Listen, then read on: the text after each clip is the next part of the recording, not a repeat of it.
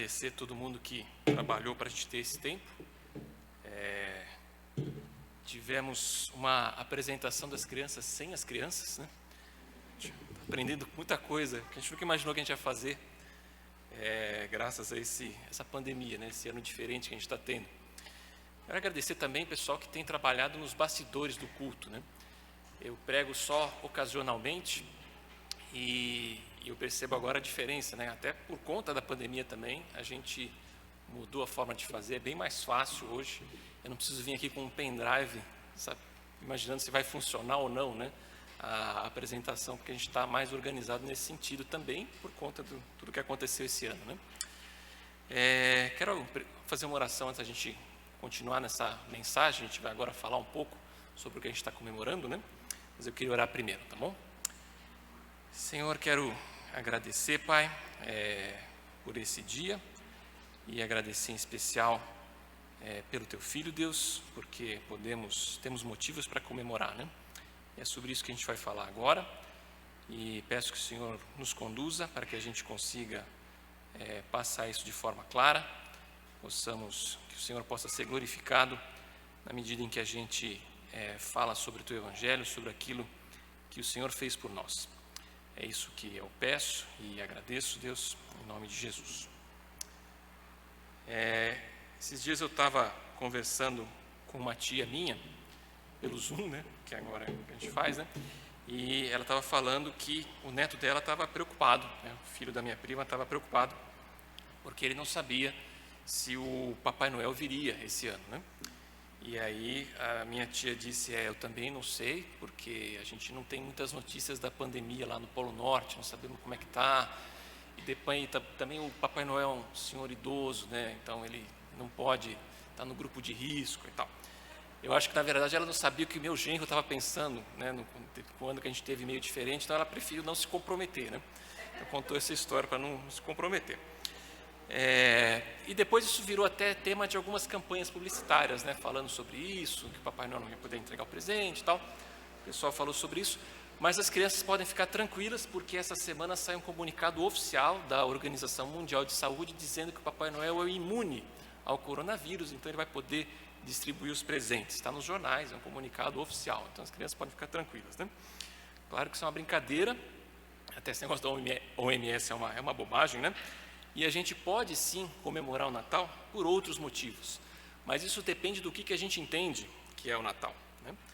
A gente tem uma maneira típica, né, de comemorar o Natal que caracteriza essa época e que a gente costuma trocar presentes, até as crianças falaram sobre isso já hoje, né? Presentes, tem os cartões, tem a decoração, tem as comidas típicas e tem que reunir a família, porque senão não é Natal, né? Essa é uma frase que a gente ouve muitas vezes.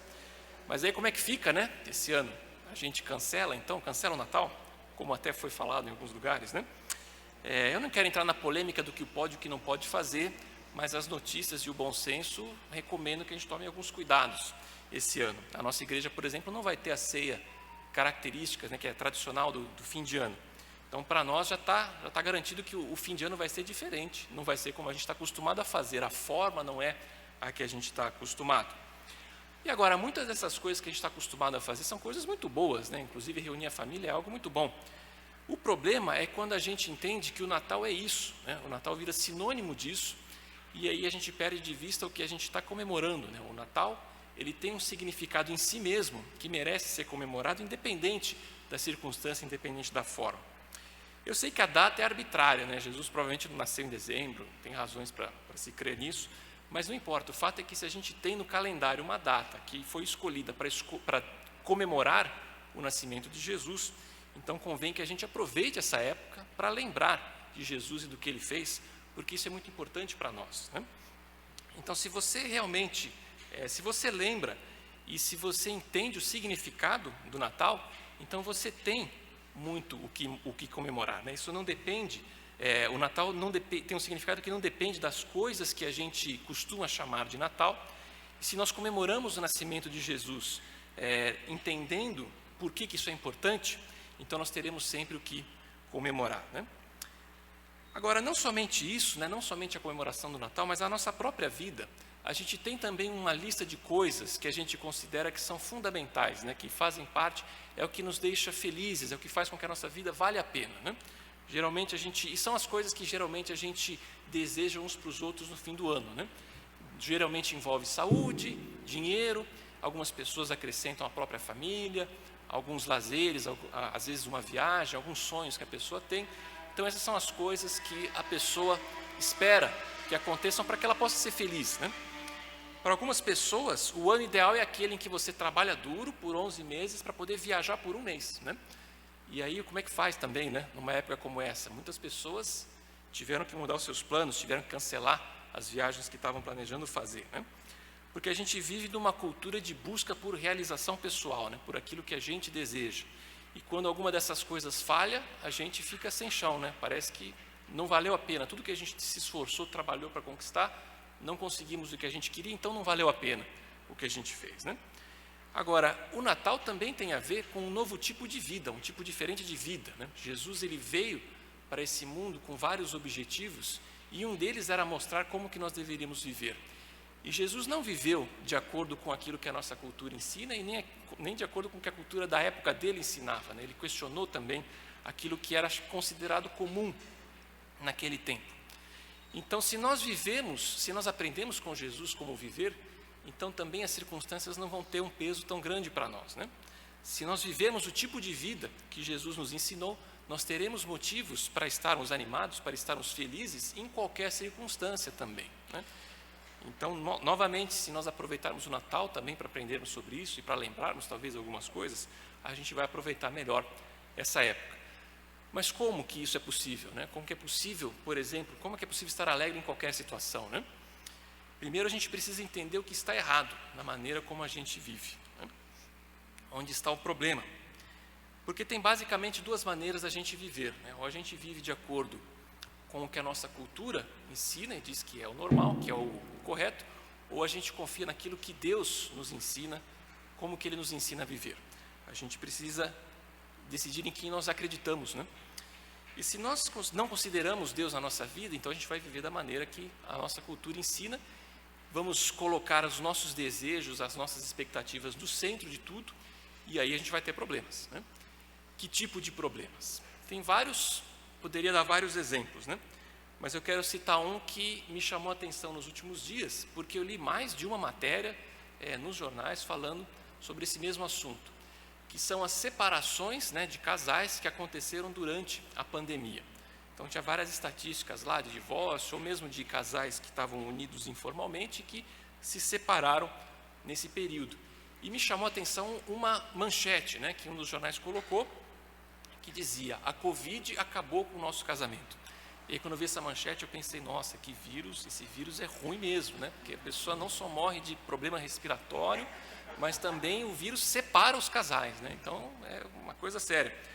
Agora, isso me chamou a atenção, porque quando a gente está numa igreja e a gente está acostumado, a gente estuda a Bíblia, a gente aprende a respeito de Deus, a respeito do ser humano, a respeito do interior, o que está dentro do ser humano, a gente, quando lê um negócio desse, é óbvio para nós que isso não faz sentido, que tem uma mentira aí, né? É óbvio que a Covid não separa ninguém, o que se separam são as pessoas mesmo, né? É claro que a quarentena, o confinamento, a mudança de rotina, como qualquer desafio, como qualquer dificuldade que a gente enfrenta, ela revela, ela traz para fora o que já estava dentro das pessoas. E nesse caso, o que já estava acontecendo nos relacionamentos, né? E essa mesma notícia, essa matéria, né, quando você lê, a despeito dessa manchete espetaculosa, né, que coloca lá o tema atual, o tema que está nas notícias, para dar um ar de atualidade para um assunto que na verdade é antigo, quando você lê a matéria, a própria matéria entregava isso, né? Algumas frases, né, que você vê lá, dando o contexto, né, fala que as pessoas estão fazendo um malabarismo, né, para cuidar das crianças, das tarefas de casa, do trabalho, se preocupando com a saúde, com as finanças, com a própria doença, e que aí elas se viram numa crise dentro de casa, né? Agora, a novidade é a Covid. Agora, assim, casais brigando ou discutindo, tendo problemas por causa da divisão de tarefas do lar, eu acho que eu já vi isso antes da pandemia, né? casais brigando, tendo conflitos por causa de dinheiro, por causa de problemas financeiros, eu acho que eu já vi isso acontecer também. Então, isso não é novidade, não é isso que é uma novidade. É claro que as pessoas ficando juntas, tudo ficou mais intenso, né? Como a própria matéria diz. Em muitos casos, o isolamento ampliou a dinâmica existente num relacionamento. E depois ele diz, os casais que eram fortes de antemão estão mais fortes. Eles já sabiam como usar situações de estresse, né? Sabiam usar o relacionamento como um recurso no momento de estresse e dificuldade. Os casais mais afetados são aqueles que já haviam, né, já tinham problemas antes de tudo isso começar. Que uma descoberta brilhante, né? Mas quando a gente entende um pouco o ser humano, a gente já sabia isso quando a gente via aquela manchete, né? Aí ele dá alguns exemplos, né? O que acontece é que as dificuldades deixam mais óbvio quem nós realmente somos, né? Em momentos de dificuldade, a gente tem menos oportunidade e recurso para disfarçar as nossas imperfeições, né? E aí a nossa maldade ela fica mais evidente. Porque, na verdade, e isso tem tudo a ver com o Natal, como a gente vai ver, a verdade é que nós somos pessoas ruins, todos nós. Esse é o grande problema, né?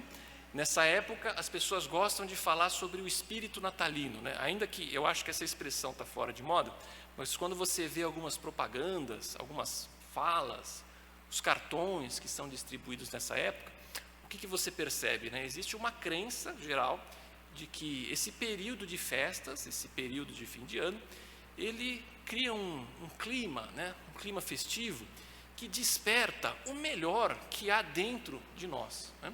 Então parece que há uma crença nisso. Mesmo que isso fosse verdade, uma coisa para se pensar é o seguinte, né? Se nós precisamos de uma época do ano que desperta o melhor que há em nós, o que é que nós andamos fazendo, falando e pensando quando o melhor de nós esteve adormecido durante o ano inteiro, né? Como é que nós vivemos o ano inteiro? Então percebe que esse é o nosso maior problema, né? A maneira como nós vivemos.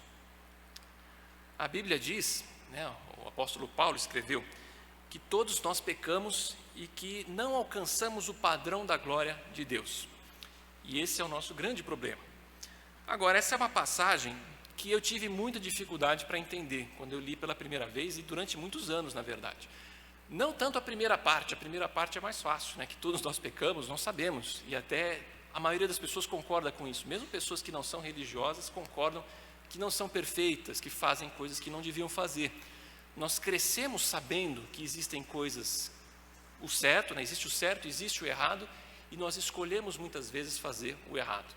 A própria Bíblia ensina que Deus colocou a lei dele, a sua lei no nosso interior, no nosso coração, né? Ou seja, dentro de nós, e nós sabemos que existem coisas que não se faz, e mesmo assim a gente faz. E existem coisas que devem ser feitas e que a gente escolhe não fazer, e a gente sabe disso, né? A dificuldade, ela fica na segunda parte desse versículo, porque inclusive a gente faz o que não deve, e a gente faz tanto isso que a gente se acostuma. E a gente vive também com outras pessoas que estão vivendo da mesma maneira. E aí a gente acha então que isso é normal e que não é tão problemático assim, né? Não vai ter muita consequência viver dessa maneira que a gente vive. Então a gente se acostuma. E aí entra a segunda parte desse texto, que mostra a consequência disso, o problema de vivermos dessa maneira. Agora, essa segunda parte do texto é uma parte difícil de entender, ela é difícil de traduzir, na verdade, né? A Bíblia ela foi escrita, essa parte da Bíblia foi escrita em grego, e é difícil traduzir isso para o português. Inclusive, essa versão que está aí é uma versão recente, e eu acho que é uma das melhores nesse versículo especificamente, pelo menos. Quando eu li pela primeira vez, em outras traduções da Bíblia para o português, eu achei difícil entender. E quando eu tive a chance de estudar um pouco de grego, eu não sei grego, mas eu aprendi algumas ferramentas que a gente usa para traduzir os textos. Esse foi o texto que eu gastei mais tempo traduzindo, tentando entender o que ele realmente dizia, porque o que eu lia era um pouco estranho. E aí eu consegui entender, e é interessante porque a linguagem, os idiomas, eles são influenciados pela cultura de quem cria, onde esses idiomas são formados, né? E no caso, esse texto está escrito em grego, e é um exemplo interessante disso, como a gente vai ver. Porque essas palavras que estão aí, que a gente lê, não alcançam, essas palavras no grego, lá é uma palavra só, na verdade, e que não tem uma tradução direta para o nosso idioma, tem vários significados, Inclusive, ela é usada várias vezes no Novo Testamento e é traduzido de formas diferentes, porque depende do contexto, né? Então, pode significar você ter falta de algo, passar necessidade, algo que é inferior. E no radical ali da palavra, né, na formação da palavra, tem uma palavrinha que ela pode significar algumas coisas, né? Ela pode significar chegar depois, chegar atrasado, chegar muito atrás ou chegar em segundo lugar, né? São os significados dessa palavra. Agora, isso é interessante porque chegar em segundo lugar numa corrida não parece tão ruim, né? Eu, por exemplo, eu gosto muito de corrida de carro e eu tenho no computador um negócio que simula a corrida, né? Ou seja, eu brinco de pilotar um carro de corrida sem sair do lugar, né? Que é uma coisa que parece um pouco estranha, talvez porque seja, né? Mas é legal, tá? Para quem gosta é bacana, é mais barato e mais seguro, né, do que correr num carro de corrida de verdade, eu que não sei correr direito no carro de verdade. E lá, mas tem uma plataforma lá que você pode correr com caras que são pilotos mesmo, que estão treinando lá, né? Eu já estive na mesma pista virtual, claro, né, online ali, junto com pilotos de Fórmula 1, de Fórmula Indy, que a gente vê na televisão, eles estavam lá correndo no mesmo lugar que eu. Então eu posso dizer que eu corri com os melhores pilotos do mundo, né, ali no simulador. O que, em contrapartida, significa também que eu tenho bastante experiência em chegar depois, chegar atrasado, chegar muito atrás, né? Isso já aconteceu comigo várias vezes, né? Mas, quando eu chego em segundo, eu comemoro, né? Porque para mim é um grande feito chegar em segundo. Essa semana mesmo eu cheguei em segundo uma vez, a Malu e o Luquinho ouviram eu comemorar no outro cômodo, né? Depois a gente conversou sobre isso. Agora, esse sou eu, né? Um corredor de verdade é diferente. A pessoa que se prepara para correr, para um corredor de verdade, chegar em segundo lugar não é suficiente, não é o que ele espera, né? E se a gente lembrar, na Grécia, né, onde esse texto foi escrito em grego, e os gregos que falavam esse idioma e que formaram esse idioma, eles levavam os Jogos Olímpicos muito a sério, né? A corrida era uma disciplina, era uma modalidade muito importante dos Jogos Olímpicos da Antiguidade. Lógico, claro que lá não era corrida de carro, né? Corrida, atletismo, né? Os caras corriam mesmo. E era uma modalidade importante. E os Jogos Olímpicos da Antiguidade eram um ritual religioso, em culto, né? Era uma forma de culto a Zeus, que era o principal deus do panteão romano, né? Os gregos, eles tinham muitos deuses, mas Zeus era o principal e ele era venerado, adorado nos Jogos Olímpicos. Então, os Jogos Olímpicos eram uma coisa muito séria para eles. E até mesmo as regiões da Grécia, elas mediam a sua importância e o seu valor muito em função do resultado dos Jogos Olímpicos. Então, imagina para um camarada nesse contexto que era escolhido para correr uma corrida representando a sua região nos Jogos Olímpicos ali da Grécia. Para eles aquilo era muito sério. Talvez aquele camarada que se preparava para correr, que era escolhido para correr, ele entendia que ele tinha sido feito para isso, né? Ele foi criado para correr, para competir ali e representar o seu povo. E imagina um atleta nesse contexto se preparando para a corrida, e aí na corrida mais importante da vida dele, ele chega em segundo lugar. Não devia ser muito legal. Eu não sei se eles comemoravam. Talvez essa pessoa ela questionasse a própria existência, né? Porque ela entendia que ela era feita para aquilo, ela estava treinando, se preparando para aquilo, e ela chegou em segundo. Talvez aquele homem se considerasse um fracasso por ter chegado em segundo lugar, porque para um corredor de verdade, chegar em segundo não é suficiente. E a pessoa se sentia um fracasso, talvez, né? Agora, o que isso tem a ver conosco, né? Quando a gente volta lá para o texto, quando diz que nós, por sermos pecadores, por pecarmos, nós não alcançamos a glória de Deus, o que isso tem, então, como é que a gente entende, entendendo exatamente o que esse texto significa, o que a gente vê, né? Nós fomos criados com um propósito por Deus, nós somos criados para refletir justamente a glória de Deus. Nós somos criados para mostrar justamente quem Deus é, né? O intelecto de Deus, a inteligência de Deus, a engenhosidade, a criatividade de Deus, o amor de Deus, né? Nós somos criados para mostrar todas essas coisas. E às vezes a gente até vê um reflexo meio desbotado dessas coisas naquilo que as pessoas realizam, mas está muito aquém da glória de Deus, né? Daquilo que Deus nos criou para fazer. Quando a gente olha para o nosso mundo, nós estamos muito atrasados em refletir a glória de Deus, estamos muito atrás. Quando eu entendi exatamente o que esse texto significa, eu entendi que aos olhos de Deus, eu era um fracasso. Eu entendi o quão era grave, então, o pecado que eu cometia todos os dias e que eu achava normal. Mas em algum momento eu entendi que aquilo não era normal e que para Deus aquilo era muito sério, né? Aquilo fazia com que a minha vida inteira não fizesse sentido, porque ela não cumpria aquilo que Deus havia me criado para fazer, né? Deus criou o homem para refletir quem Ele é. Ele mesmo criou o homem perfeito, né? Ele criou o homem sem pecado, e Ele disse ao homem que se multiplicasse. Por quê?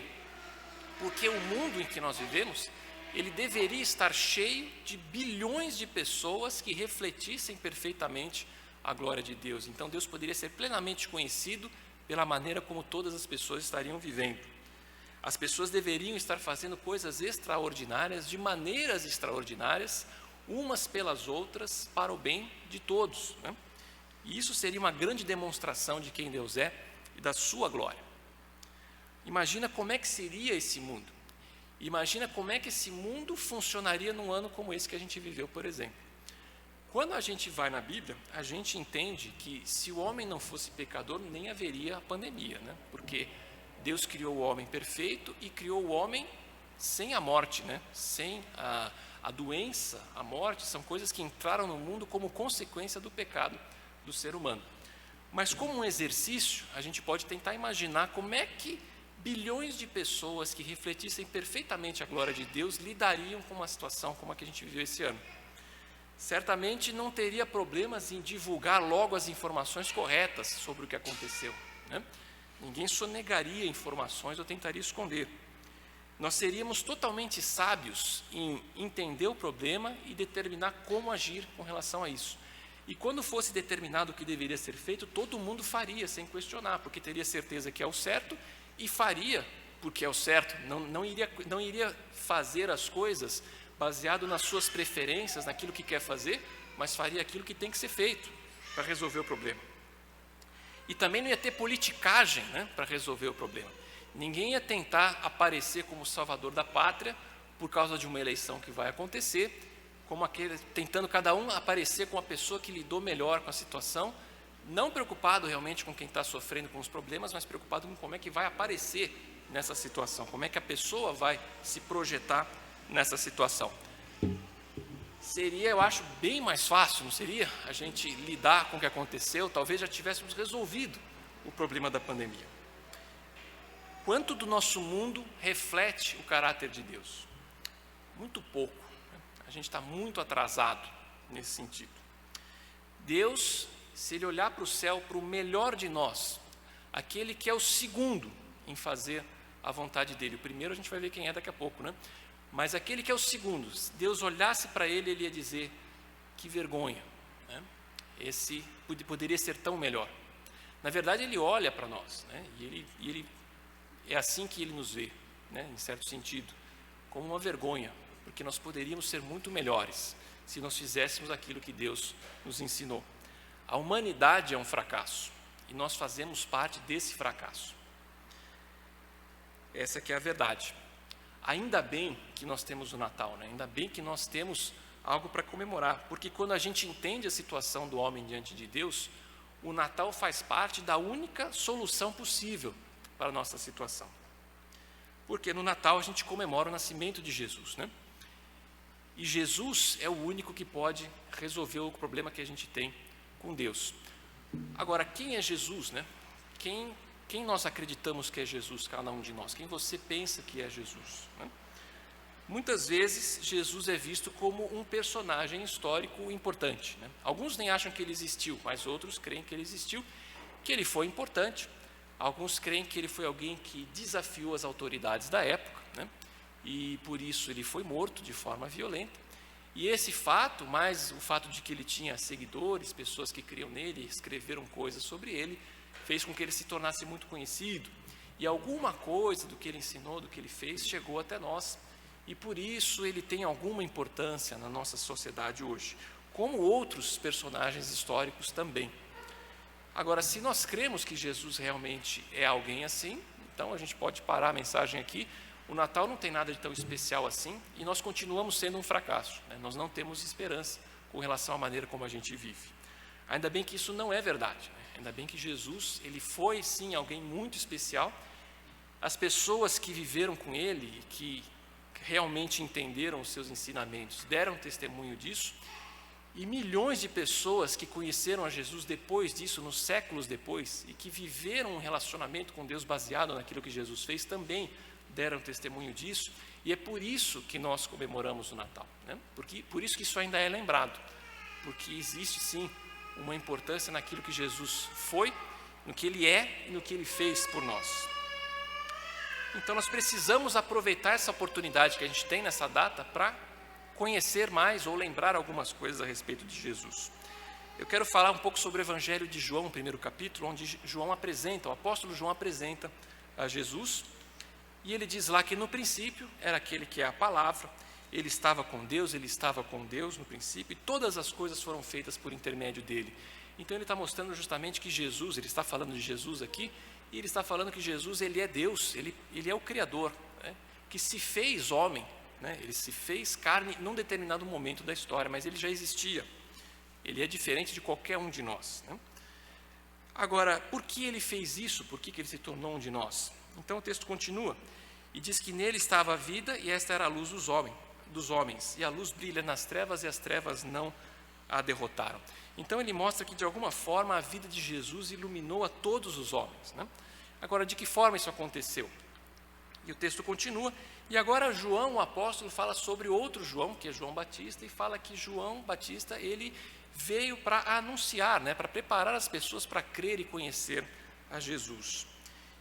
E aí ele continua e diz que estava chegando ao mundo a verdadeira luz que ilumina todos os homens. Essa chegada é justamente o que a gente comemora no Natal, né, a chegada de Jesus. E aquele que a palavra estava no mundo, o mundo foi feito por intermédio dele, mas o mundo não o reconheceu. Veio para os que eram seus, mas os seus não o receberam. Porque o povo de Israel, o povo que conhecia as profecias, Deus havia prometido que viria alguém especial, Jesus era essa pessoa, ele mostrou que era essa pessoa, porque ele cumpriu coisas que haviam sido previstas a respeito do Messias, e mesmo assim, mesmo conhecendo bem até as profecias a respeito de Jesus, muitos do seu povo o rejeitaram, inclusive as autoridades, inclusive os que mais conheciam, né? Por conta de interesses pessoais, eles rejeitaram a verdade que eles estavam vendo ali, né? Algo que a gente também conhece, né? A gente vê acontecer. Então, por conta disso, ele veio para o que eram os seus não receberam, e aí ele diz, contudo, aos que o receberam, aos que creram no seu nome, deu-lhes o direito de se tornarem filhos de Deus, aos quais não nasceram por descendência natural, nem pela vontade da carne, nem pela vontade de algum homem, mas nasceram de Deus. Ou seja, ele mostra aqui, é interessante, ele fala sobre o direito de se tornar filho de Deus, né? Porque isso é interessante porque na nossa cultura a gente costuma dizer que todo mundo é filho de Deus, né? Todo ser humano é filho de Deus. O que, de certa forma, é verdade porque nós somos criados por Deus. Mas aqui ele está falando de um relacionamento especial com Deus, né? Esse relacionamento de pai para filho, um cuidado especial de Deus para conosco, e que depende de uma transformação também que nós precisamos passar, né? Nós precisamos, como em outras passagens da Bíblia diz, precisamos passar por um nascimento do alto, né? Um novo nascimento. Nós precisamos receber de Deus uma nova natureza, né? Que nos faz com que a gente não seja apenas uma criatura de Deus, mas alguém em que Deus habita e que passa então a refletir a glória de Deus, passa a viver de uma outra maneira. Então é isso que nós precisamos para que a gente possa realmente experimentar a vida que Deus planejou para nós, né? A vida que é ideal para nós. Uma nova forma de viver. Uma forma de viver que Jesus mostrou quando ele estava nesse mundo, né? Porque João continua e ele diz que aquele que a palavra tornou-se carne, viveu entre nós e nós vimos a sua glória. Glória como do unigênito vindo do Pai, cheio de graça e de verdade. As pessoas que conheceram Jesus viram nele uma outra forma de viver. Conheceram a Deus por meio da vida de Jesus. Jesus mostrava quem Deus era. E nós devemos fazer o mesmo. Mas para isso a gente precisa passar por uma transformação.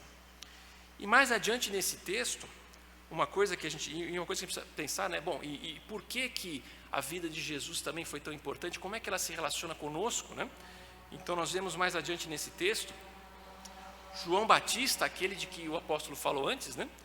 Ele mais adiante na mesma passagem, quando ele vê Jesus, ele diz: vejam, é o Cordeiro de Deus que tira o pecado do mundo.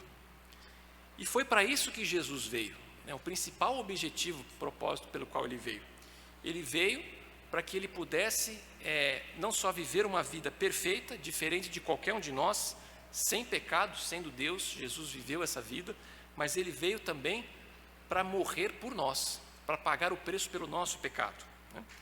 Jesus ele veio como um cordeiro, porque o povo de Deus, eles precisavam, era um ritual que eles faziam, pelos pecados eles ofereciam animais, né, como sacrifício pelos pecados.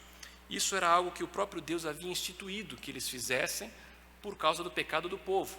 Eles entendiam que alguém precisava morrer pelos pecados que eles cometiam. Então eles sacrificavam o cordeiro morria no lugar do povo, para que o povo não precisasse morrer. Então, inclusive numa época especial do ano, a Páscoa, um cordeiro era oferecido pelos pecados de todo o povo, para que todo o povo fosse poupado. E por isso que Jesus foi morto na mesma época, porque o cordeiro, aquele animal que eles sacrificavam, aquilo era algo simbólico, né, que o próprio Deus havia criado, e Deus reconhecia aquilo, mas era um símbolo. Apontava para algo maior, algo que Jesus faria. O próprio Deus representando a nós na cruz, porque Ele era um de nós, mas sem pecado, sendo perfeito, Jesus morreu e Ele morreu no nosso lugar. Ele, como um cordeiro, foi oferecido para que Ele morresse e nós não precisássemos enfrentar aquela morte, aquela separação de Deus que Jesus experimentou na cruz. Então foi para isso que Ele veio. E se nós entendemos isso, então nós podemos, em qualquer situação, nós podemos comemorar o Natal independente da situação, e nós estaremos prontos para lidar com qualquer situação também. É por isso que a nossa igreja está fazendo esse culto de hoje, né? Por isso que a gente tem um culto especial de Natal, porque a gente tem experimentado esse relacionamento com Deus, esse cuidado com Deus, e nós queremos falar sobre isso, porque nós queremos que todos que estão ouvindo, a gente espera que todos possam também experimentar esse tipo de relacionamento com Deus. Inclusive, na nossa vida, não só nessa época, né, mas na nossa vida, a gente experimenta o cuidado de Deus, e nesse ano que passou, a gente pôde experimentar um cuidado especial de Deus, né? Alguns de nós aqui na nossa igreja até passaram pela doença, ou estiveram com pessoas que passaram por essa doença, mas contaram com a ajuda de Deus, contaram com o cuidado de Deus e não passaram necessidades por conta disso, né? Experimentaram um cuidado especial de Deus. E a gente espera que todos possam viver também dessa maneira, mas para isso é preciso reconhecer a nossa situação diante de Deus e reconhecer aquilo que Deus fez por nós. Se nós fizermos isso, a gente vai poder comemorar esse Natal de forma completa, né? A gente pode comemorar de fato aquilo que a data representa, né? Eu não sei como você vai comemorar esse Natal, eu não sei como eu vou comemorar esse Natal ainda. Algumas coisas a gente ainda não decidiu, mas isso não é o importante. O importante é que a gente possa comemorar o que realmente essa data representa e que isso seja realidade na nossa vida, né? Então esse é o meu desejo para cada um de nós, para todos os que estão ouvindo, né? Eu sei que essa mensagem vai ficar inclusive disponível, pessoas vão poder ouvir isso depois, e cada um que ouça, eu desejo realmente um Natal em que você possa comemorar por estar dentro desse relacionamento com Deus, né? E sobre o ano que vem, né? Só a gente comemora o Ano Novo também agora, e eu sei que muitas pessoas estão ansiosas, né, por essa comemoração de Ano Novo. Eu sei que muitos vão comemorar essa passagem de ano como nunca comemoraram antes. Alguns vão ficar mais bêbados do que nunca estiveram, né? Porque as pessoas creem realmente que a virada do ano vai mudar tudo, né? As pessoas colocam a culpa, eu mencionei a questão, né, das separações, as pessoas colocam a culpa na doença pelas separações e colocam a culpa no ano por um monte de coisa também, né? 2020 foi muito ruim, 2020 tem que acabar logo, né? A gente ouviu esse tipo de coisa, que é uma bobagem, né? Porque a virada do ano não vai resolver nada. A gente vai ainda ouvir sobre esse problema, a gente sabe que ele não vai ser resolvido em 1º de janeiro, e pode ser que a gente chegue no final do ano que vem, ouvindo as mesmas coisas, falando sobre as mesmas coisas. Se isso acontecer, se nós estivermos num relacionamento com Deus, isso não importa, porque nós vamos estar vivendo melhor do que nós estamos vivendo agora, porque Deus estará fazendo uma obra em nós, estará melhorando a nossa vida, né? Nós não queremos, quando a gente anda com Deus, a gente não quer voltar a viver como a gente vivia antes da pandemia, a gente quer viver de uma maneira diferente, que Deus vai nos ensinar, e a gente espera que a gente seja capaz de aprender e de caminhar com Deus e de receber, de aceitar aquilo que Ele vai nos mostrar no ano que vem. Então é isso que eu desejo para todos que estão ouvindo, né? Para todos nós, que nós possamos ter um relacionamento verdadeiro com Deus, aproveitar essa época para pensar sobre isso. Caso você não tenha ainda esse relacionamento com Deus, fica um convite para você buscar esse relacionamento, e a nossa igreja pode ajudar nisso, né? Você pode nos procurar e nós teremos prazer em falar sobre isso, né? Ensinar mais a respeito da Bíblia, para que você possa ter esse relacionamento com Deus, e daqui a um ano, independente do que aconteça, você vai estar mais perto de Deus e vai poder comemorar o Natal por conta disso, né? Por estar vivendo essa vida em comunhão com Deus, tá bom? Então esse é o meu desejo, e é isso que eu gostaria de falar hoje, ok? Quero orar para terminar. Senhor Deus, quero agradecer por esse tempo, Deus, agradecer porque a gente tem mais uma oportunidade de compartilhar algo da Tua Palavra. Agradeço porque o Senhor fez por nós tudo o que era necessário, né? Jesus na cruz resolveu o nosso maior problema, Deus, e nos capacitou a ter um relacionamento contigo, e nesse relacionamento o Senhor nos dá tudo o que nós precisamos, né? Tua Palavra tem tudo o que nós precisamos saber, e pelo Teu Espírito a gente é capacitado para realizar tudo o que tem que ser realizado, né? Agradecemos por esse relacionamento contigo, Deus, porque a gente pode comemorar essa data, podemos viver uma vida diferente, graças ao Senhor, e podemos contar com o Seu cuidado, independente das circunstâncias, Deus. Que isso possa ser verdade na vida de cada pessoa que está nos ouvindo, e também que nós possamos, cada um que faz parte dessa igreja, aproveitar essa data para levar isso para as pessoas ao seu redor, né? Levar pelo menos um pouco do Teu Evangelho nas oportunidades que tiver, nas festas, quando a gente, de alguma maneira, a gente vai estar em contato com a nossa família, com amigos, que nós possamos deixar claro para essas pessoas o que estamos comemorando, por que podemos comemorar e temos motivos para estarmos felizes nessa data e comemorar aquilo que o Senhor fez por nós. É isso que eu peço e que eu agradeço, Deus, no nome de Jesus. Amém. Temos mais alguma coisa? Não, ok? Então, uma boa semana para todos e que a gente possa ter uma boa comemoração do Natal, da maneira que a gente achar prudente, mas nós temos o que comemorar, não é verdade? É isso aí.